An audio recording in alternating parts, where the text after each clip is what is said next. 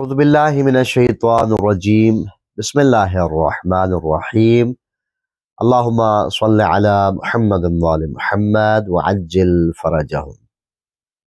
1001 داستان علی کے سلسلے کی آج چھٹی داستان آپ کو سنانے جا رہے ہیں۔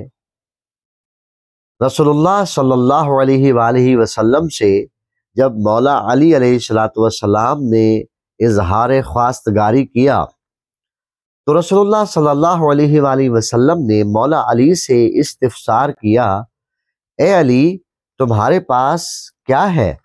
تو مولا علی علیہ السلام نے فرمایا کہ یا رسول اللہ آپ کے علم میں ہے کہ میرے پاس ایک گھوڑا ہے، ایک تلوار ہے اور ایک زرہ ہے۔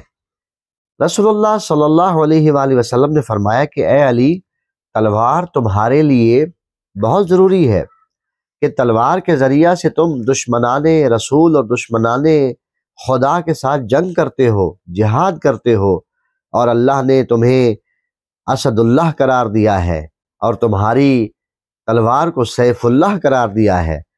اور آپ سب جانتے ہیں کہ غزوہ احد کے موقع پر جب تلوار نازل ہوئی تھی تو مولا علی علیہ السلام کی شان میں یہ شعر آپ ہر جگہ سنتے اور پڑھتے ہیں، لا فتح الا علی لا سیف الا ذوالفقار، شاہ مرداں شیر یزداں قوت پروردگار۔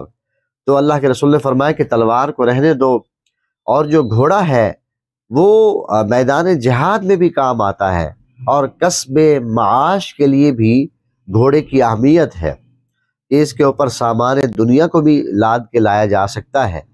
تو فرمایا کہ گھوڑا بھی تمہارے لیے ضروری ہے، البتہ جہاں رہ گئی زرہ تو اس کو میں حق مہر کے طور پہ قبول کرتا ہوں، جائیے اس کو فروخت کیجئے اور اس سے جو قیمت حاصل ہو اس سے وہ اسباب مہیا کیے جائیں۔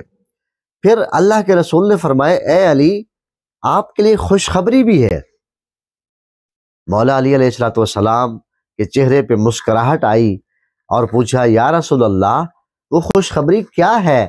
تو رسول اللہ صلی اللہ علیہ وآلہ وسلم نے فرمایا اے علی وہ خوشخبری یہ ہے کہ دنیا پر آپ کا نکاح ہونے سے پہلے اللہ نے آسمان پر آپ کا اور سیدہ فاطمہ الزہرا سلام اللہ علیہا کا عقد کر دیا ہے، یعنی علی مولا کا جو حضرت سیدہ فاطمہ الزہرا سلام اللہ علیہا سے نکاح ہے وہ دنیا میں بعد میں ہوا ہے اور آسمان پر اللہ نے پہلے کر دیا ہے۔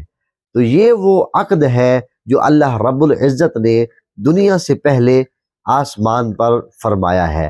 اللہ کریم ہمارے قلب میں ہمیشہ محبت مولا علی علیہ السلام کو موجزن رکھے اور یہ نور ولایت علی ہمیشہ ہمارے دل میں موجود رہے۔ پروردگار ہمیں عمل کی توفیق عطا فرمائے۔ اللہم صلی علی محمد وآل محمد۔